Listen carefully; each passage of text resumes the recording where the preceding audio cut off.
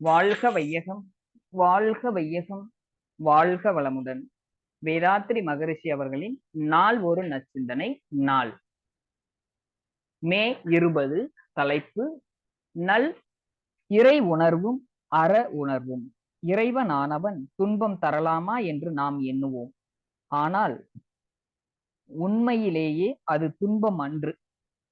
நாம் உணர்வதற்காக, உணர்ந்து திருந்துவதற்காக வந்த ஒரு காரணம்தான் அந்த துன்பம் எனப்படுவது.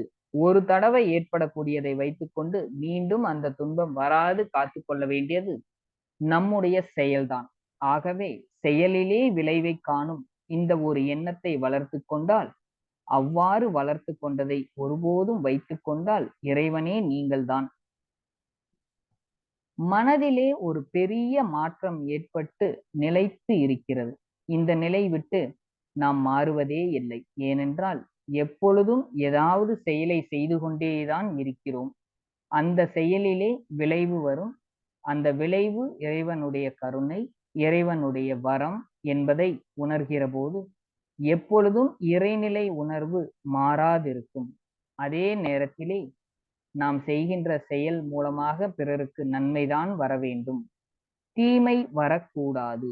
இந்த சமுதாயத்தில் நமக்கு ஒவ்வொரு நாளும் எத்தனையோ பொருட்களை கொடுத்து நம்மை வாழ வைத்துக் கொண்டிருக்கிறது இந்த சமுதாயம். நாம் செய்வது இந்த சமுதாயத்தில் யாருக்கும் எந்த வகையிலும் துன்பமாக இருக்கக்கூடாது. இந்த 2 நோக்கத்தோடு செயலை செய்து வந்தால் தொடக்கத்தில் சிறிது சிரமமாக இருந்தாலும் பழக பழக எளிமையாக செய்ய இயலும் என்ற அளவிலே வரும். அப்படி வந்துவிட்டதானால் இறை உணர்வும் வந்துவிடும், அற உணர்வும் வந்துவிடும். வாழ்